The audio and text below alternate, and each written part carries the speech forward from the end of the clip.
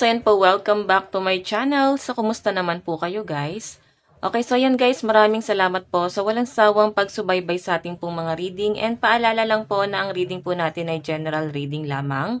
So, maaari po kayo guys makarelate, maaari rin naman pong hindi, okay? So, pag hindi kayo guys nakarelate, maaaring hindi natin nasagap yung energy mo. Okay, so ayan guys, sa mga nais palang magpa-private reading, ay iwan ko na lang po yung link sa atin pong description box below. So, okay, so ayan guys, start na tayo sa ating reading, good vibes lang. Ito yung energy mo, ito yung energy ni person. So, tignan natin guys, kanino bang reading yung masasagap natin ngayon. Okay. Ayan. Energy mo, anong nararamdaman mo sa person mo? So, I think kailangan ko gumamit ng ibang tarot para dito. Kunin ko lang to guys. Pasensya na po sa mga dumadaan na sasakyan. Okay. Pasensya na po sa mga dumadaan na sasakyan. Energy mo, anong nararamdaman mo sa person mo? So, spirit guide. Kanino po bang energy yung masasagap natin ngayon? Spirit guide. Kanino po bang energy yung masasagap natin? So, ayan, nagpapasalamat pala ako dun sa isa nating na isang ni-read natin guys na nanalo, no? Nag-chat siya sa akin and sobrang accurate daw po nung reading ko na yes, medyo dominante nga daw siya sa partner niya and ayan. I hope na maging okay. Siguro yun yung kailangan mong limitahan, no? Yung anger issue mo para mag-work kayo ng person mo. Okay? So, ayan. Energy naman ni person mo, tignan natin. Nararamdaman sa'yo ng person mo. Ayan, pasensya na guys sa video okay, no? Ang dami nagbibidyo okay sa kapitbahay. Okay. Tignan natin guys, energy ni person. Ano ang nararamdaman niya sa'yo ngayon? Page of Swords. Actually, si person mo, para bang may mga bago siyang idea, may mga bago siyang naiisip. Lately niya lang guys nare-realize, no? May nasisense ako rito na para bang kampante siya dun pala sa energy mo na naibibigay mo sa kanya. Okay, kampante siya sa relationship niyong dalawa. Ganun yung pinapakita sa akin at sobrang relax lang kahit walang-wala naman. Good vibes lang, kumbaga masaya siya eh, kontento. Siguro may pagbabago nangyari sa person mo na dumating siya sa point na sobra siya naging kampante at hindi na siya na-challenge. So, titignan natin, tingin sa'yo ng person mo. Six of Wands. So, famous, no? Marami nagkakagusto sa'yo at yung iba sa inyo guys, maring famous, sikat ka, yan. Maraming nakakakilala sa'yo guys. Or pwedeng friendly ka. Pwedeng ano ba to? Mayor ka ba sa inyo? Kapitan? Basta meron kang katungkulan dito guys. Okay, yan yung tingin sa'yo ng person mo. Hinahangaan ka ng mga tao sa paligid mo. At isa kang para bang modelo. Ginagaya ka. Ganyan. Ginagaya ka ng mga tao. Okay. So, tignan naman natin guys. Ano naman po yung action na gagawin ni person sa connection yung dalawa. Meron tayong death and revert. So, maaaring na-frustrate nga tong si person, no? Maari kasi guys na nagkamali siya sa inyo. And dumating siya sa point na naghanap pala siya ng ibang excitement sa buhay niya. So, siguro guys, sobra siya naging kampante. Hindi na siya guys na-excite sa connection yung dalawa. And kung makikita mo nandito yung death and revert, so ending and new beginning, gusto niya guys ng bagong cycle sa connection yung dalawa, no? Gusto niya ulit mag-reconnect ulit yung connection yung dalawa. Gusto niya ulit na bumalik sa buhay mo. Nare-realize niya na para bang mas okay pala sa feeling mo. Mas masaya pala siya sa feeling mo. Okay, so si person mo sa pinapakita sa akin guys, umalis siya eh. Baka bigla kanyang iniwan. Okay, naghanap siya ng ibang excitement sa buhay niya. Nag-explore si person mo. Siguro hindi na rin siya guys naging masaya. So, I think, hindi ganun kabigat yung nangyari. Kasi ikaw sa pinapakita sa akin, guys, nalibang ka din sa ibang bagay. So, I think, etong relationship na to, bigla na lang siyang nagtapos. No? Para bang may na-fell out of love. So, para bang bigla na lang pong nawalan ng connection. Yun ang nasa-sense ko rito. Pero walang ending. Tignan natin, guys, ano naman po yung magiging outcome nitong gusto niyang mangyari sa connection yung dalawa. So, meron tayong the moon. Oh, 'di ba? Ibig sabihin, may mga hinanakit talaga siyang tinago, naging sinungaling si person, secretive. Siguro guys, si person mo, yun nga, may mga negative siyang sinasabi sa iyo, tapos para bang balingbing yung energy. Tapos babalik siya sa inyo. Ganun yung nasasagap ko. Okay, so tignan mo kasi damo no, may mga nilihim talaga siya sa inyo. Actually, baka matagal niya nang ang ginagawa yon. Okay, tignan natin yung bottom of the deck. 'Di ba? Ibig sabihin, matagal na tong pagtatapos na to at habang tumatagal yung sitwasyon nyo na hindi na kayo nag-uusap, nawala ka na sa sistema niya, nare-realize niya, bigla kanyang naiisip, lalo na guys, pag nagkakaroon na ng problema sa buhay niya, china-challenge siya, doon niya nare-realize na ikaw pala yung kakampi niya. Okay? Ito guys, mas malinaw sa mga friendship eh. Baka ito ay kaibigan mo, nagsimula kayo sa pagiging magkaibigan. Okay? Kasi may natapos oh. Okay?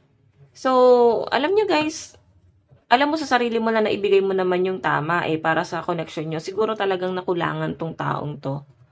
Okay, hindi siya guys naging satisfy. Okay, so malakas po ang energy ng mga ear sign na Aquarius, Gemini, Libra, Aries, Leo, Sagittarius. Ayan ha, sinasabi ko na yung zodiac sign. Okay? Yun yung nasasagap ko dito. Yun yung mga malalakas na energy sa side ni person. So, tignan natin guys sa side mo naman, ano ang nararamdaman mo sa person mo.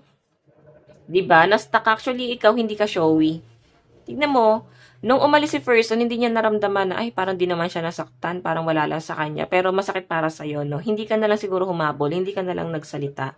So, malakas ang mga Aquarius dito kasi secretive, no? Mas pinapagana niyo yung isip nyo kaysa puso nyo. Okay? Mas okay sa'yo yung masaktan kaysa ikaw yung makasakit. Okay, ayan. Malakas ang mga Aquarius dito sa side mo. So, nasaktan ka rin pero hindi nalaman ng person mo or hindi mo na pinaalam, hindi ka na nagsabi sa kanya. Parang pinabayaan mo na lang siyang umalis. So, ano yung tingin mo kay person? Ace of Pentacles. So, si person mo nga guys, parang nararamdaman mo dito, sarili niya lang yung iniisip niya. Hindi kanya naramdaman. Pero kasi guys, feeling ko hindi lang talaga kayo nagkaintindihan. Okay, hindi lang talaga kayo nagkaintindihan itong person mo. Kasi tignan mo ha, inisip kasi ni person mo, parang di mo na siya mahal or hindi na siya na-challenge, masyado na siya naging kampante. Hindi ka kasi guys ganun, hindi ka showy. Okay, hindi mo pinaramdam sa kanya yung pagmamahal na yon. So, Ace of Pentacles, parang tingin mo sa kanya, sarili niya lang yung inisip niya. Oo, nasaktan ka rin dito, umiyak ka rin dito, hindi niya lang guys naramdaman, hindi niya lang nalaman. Okay, so titignan naman natin guys, ano yung magiging action mo. Meron tayong King of Pentacles. So guys, ito ha, King of Pentacles kasi, yung magiging action mo, mabagal na. So, hindi ka na rin guys desidido, no? Para bang, mas pinag-iisipan mo na talaga. Kasi siya gusto niya guys, yung action niya is bumabalik. Pwede bumabalik na siya sa inyo, pero ikaw, King of Pentacles, mas focus ka sa career mo. Nag-heal ka na ng tuluyan, nandun ka na sa point na mas nag-focus ka na sa sarili mo, sa family mo, sa goal mo. Okay? Yun yung nasa sense ko rito. Okay? Kaya siguro gusto niya rin bumalik sa'yo. Kasi nakikita niya na kinaya mo yung buhay kahit wala siya. Oh. Tignan natin guys, ano naman po yung magiging outcome nitong action na ginagawa mo ngayon. Kasi pinag-iisipan mo, tignan mo, malakas ang Taurus dito. Aquarius saka Taurus. Okay, kumbaga ikaw, mas para bang pinipili mo guys na maging malinis yung paligid mo. Okay, maging smooth lahat. Siguro may mga ka-transaction ka or may mga business ka na. So, tingnan natin guys, outcome. Queen of Cups, so water sign, Cancer, Pisces, Scorpio. Actually, napatawad mo na siya pero hindi na para pabalikin pa sa buhay mo. Kasi tingnan mo ha, water is emotion. Nandun yung hinanakit eh. Hirap kang magpatawad sa taong to. Okay, dati. Pero ngayon nga guys, wala na yung galit. Pero hindi na para papasukin pa nga eh. Bottom of the deck, meron po tayong The Hermit. Diba, nag-aantay ka pa rin ng message niya. Ano ba to? Actually guys, may nararamdaman ka din sa person mo. Hindi mo lang din maamin. Pero wala na sa'yo, ayaw mo na lang din talagang isipin. Kumbaga, nagre-recover ka na eh, nagmo-move on ka na, pero bumabalik pa rin talaga siya sa'yo. Justice, ayan, mukhang minamalas talaga si person mo. Hindi mo to ginusto na malasin yung buhay niya eh. Hindi mo yung ginusto, pero talagang nangyayari sa kanya, guys. Okay, so sa side mo, malakas po ang air sign, Aquarius, Gemini, Libra, pero mas malakas ang Aquarius. Taurus, Capricorn, and Virgo, para malakas ang Taurus, water sign, Cancer, Pisces, and Scorpio. Okay? Ayan, meron din tayong Libra, malakas na energy. Tignan natin sa napatungo tong connection na to. Okay. Kunin lang natin to guys. Sana patungo tong connection nyo ng person mo.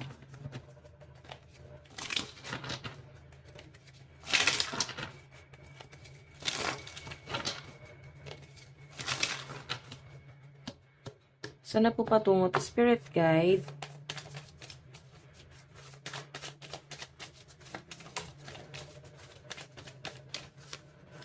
So guys, meron tayong hands of card, 'di ba? Susugal ulit. Sabihin, susubok ulit kahit hindi alam kung kayang ipanalo. Yun yung pinapakita sa akin ng person mo. Ilalaban niya pa rin, guys. Kahit na alam niya na ang kapal ng mukha niya para bumalik sa'yo. Parang ganon. Okay, gusto ka pa rin niyang ipanalo. Meron tayong the snake. Oh my God. May betrayal. May betrayal, guys. Ayaw mo ng pakiramdam na meron kang kakompetensya or maaaring nagkaroon ka ng insecurity nung magkasama kayo ng person mo kasi pinaparamdam niya sa inyo na may mali sa inyo. Okay? So, meron tayong heart with the key. May pagkikita rito, guys. Siguro gusto kanyang makita. Oo. Yung iba sa inyo, guys, may new person din ako nakita na paparating sa inyo. Or maaaring kausap mo na nga. Pwedeng dumating na nga. Kumbaga, napaka-wrong timing ni person. Kasi, kung kailan ready ka na ulit mag-commit sa iba, bigla siya magpaparamdam sa inyo. Okay? So, maguguluhan ka rito. Yung iba rito, not today, ayan. Parang sinasabi rito na galit ka na sa taong to eh. Parang, alam mo yon, pinatawad mo na siya eh. Pero wag na siyang bumalik. Kasi bumabalik lang yung mga masasakit na ginawa niya. Okay na yung parang kaibigan mo na lang siya. Kasi talagang natitrigger ka pa rin kahit napatawad mo tong taong to. Okay? I think yung iba sa inyo, kasal kayo or pwedeng may engagement. Hindi na lang talaga to guys natuloy. Sa ngayon guys, nakikita ko rito, nagmi-mirror kayo sa isa't isa. No? Medyo naging manipulative si person mo. Okay? So, sa pinapakita sa akin na yan, mukhang meron talagang engagement na nangyari. Hindi talaga siya guys natuloy, no? Yung iba sa inyo guys, malakas ang energy. Kanina ko pa nasasagap. May mga nurse dito or doctor. Maring diyan kayo nagtatrabaho. Medical. Okay. So, yung iba sa inyo guys, ayan, habang nanonood sa atin, may nasasense ako na parang bang may naglalaba. Oo, parang puti yung nilalaban eh. Okay, so tignan natin guys. Love advice. Meron tayong religious factor. So, foreigner ata yung kadil mo. Or pwede magkaiba kayo ng relihiyon. Pwedeng Pilipino lang din pero siguro Katolika or pwedeng Muslim siya or Iglesia or basta magkaiba ng relihiyon. So, tingnan natin meron tayong it is safe for you to love. Ibig sabihin, guys, gusto talagang bumawi ng person mo. Okay, parang ito yung time na pwede mo siya pagkatiwalaan.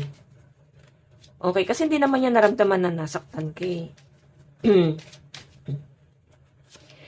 Okay, very soon. Clearly decide what you want so that it's come to you now. Very soon. Ibig sabihin, kung hindi ka na daw makapag-antay, ngayon pa lang, isipin mo ano ba talaga yung gusto mong mangyari. Kasi mangyayari at mangyayari daw po yan, guys. Okay? Tignan natin, mensahe ni person. Sometimes, I stay awake thinking about you. So many things remind me of you. Puro pag-iisip, guys. Grabe. Meron tayong, I wish I could share my good news with you. Siguro talaga matagal kayo hindi nag-usap kasi itong person mo medyo madaldal siya, guys. Marami siyang gustong sabihin sa inyo. Pero siguro, sa inyo niya lang, guys, na share yung mga problema niya. Okay, hindi niya siguro masabi dun sa person na nakadil niya. Diba? So, hayan, guys. Ito lang po ang inyong reading. Bukas po ulit, maraming salamat po sa mga nag-participate din sa ating private reading na mga nanalo. So, ayan, titignan natin guys, yung mga napili nating tatlo. Diba? So, tignan natin guys, dun tayo kay Aries Girl. Ayan. So, itago na lang daw po siya sa pangalang Aries Girl. Okay, uwi pa daw ba sa kanya yung paasawa niya? Ang birthday niya is April 17, 1974. Okay. Uuwi pa ba sa'yo ang asawa mo?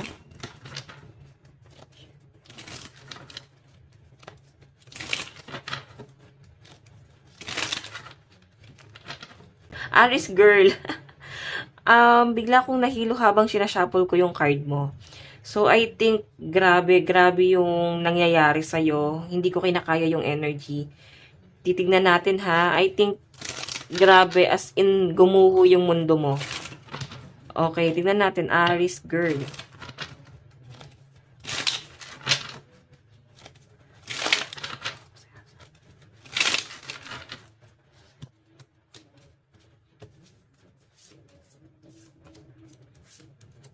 Aris girl. Actually, eto kasi family. 8 of spade. Broken family. So, may anak siguro kayo or naging conflict sa'yo dito kasi is ikaw yung nag-sacrifice. Kumbaga, nagpatawad ka na nagpatawad. Hinayaan mo siya, no? Okay? Napaka-soft-hearted mo. Masyado kang inabuso ng person mo. Okay, babalik siya sa'yo, pero may new love. May bagong taong paparating sa buhay mo, so maguguluhan ka ngayon. Pipiliin mo pa bang babalikin tong person mo or tatanggapin mo tong new person? Okay? So kung uuwi pa siya sa'yo, yes, uuwi pa siya sa'yo. Pero hindi mo na mababago yung mga toxic behavior ni person mo. Okay? Ako yung nasasaktan sa energy mo. Okay? Grabe yung sacrifice mo dito. So, Aris girl, ito lang yung reading mo. Thank you. Doon naman tayo kay Winnie the Pooh. Ayan, itago na lang daw po siya sa pangalang Winnie the Pooh. Okay. Cute siguro to. Okay, tignan natin. Mahal ka ba ng asawa mo?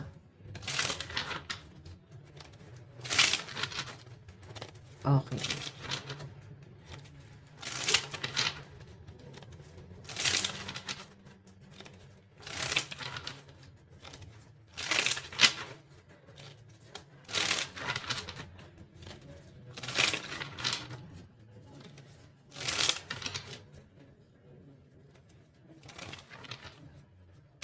Ayan, medyo matagal yung pag-shuffle ko kasi talagang ang hirap kunin ng energy. Energy ng person mo. So, titignan natin ha. Parang wala akong maramdaman eh. Siya yung dahilan kung bakit hindi na kayo nag-work. King of Spade eh. Ang tinatatak kasi ng person mo is yung mga ginagawa mo. Mga masasakit na ginagawa sa kanya, hindi niya nakikita yung mga mabuting ginawa mo. So, kung mahal ka pa ng person mo, yes, may pagmamahal, pero siya mismo nagpipigil ng pagmamahal na yon. Pwedeng sooner or later, pwedeng mawala yon. Kasi King of Spade na siya eh. Nawawala na siya sa sistema mo. Okay? Tignan natin sa tarot.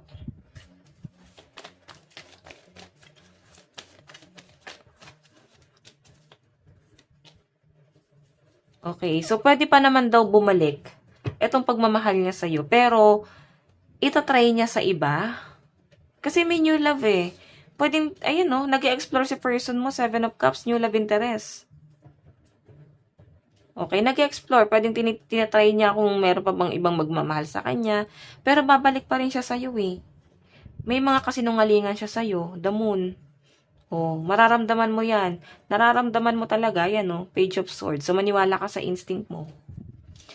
Okay? So, kung mahal ka niya, yes. Pero, hindi mo mabago yung toxic behavior na to. Ayan, puro may mga toxic behavior yung person nyo, ha? Okay, so, Winnie the Pooh, thank you po. Doon naman tayo kay, ayan, ang screen name niya is Sagittarius 3. Okay, itago na lang daw po siya sa pangalang Sagittarius 3. Okay, ang birthday niya is December 9, 1992. Babalik pa ba si Pisces? Tingnan natin, ha?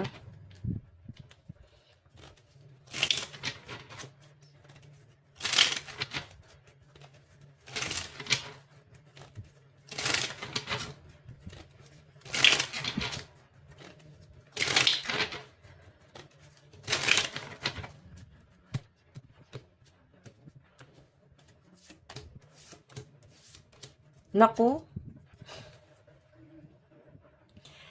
Sobrang ano ha, out of 10%, 4% yung chance na pwedeng bumalik siya sa'yo. 5-5, lagyan mo ng 0 is 50-50. Sabihin, nag-aalangan siya. Tingnan mo ha, 4 of spade. Nasasaktan siya, nasaktan or nagselos. Nagmamati kasi person mo eh. Meron siyang ibang taong tinitignan. Hindi siya ha, sa side mo. So, feeling niya, ay ano, tignan mo ha, puro siya nagdadalawang isip. 2-2. Nagdadalawang isip. Ito yung energy niya. King of Diamond. So, nagmamatigas. Mataas ang pride nito. Okay, babalik pa ba siya sa'yo?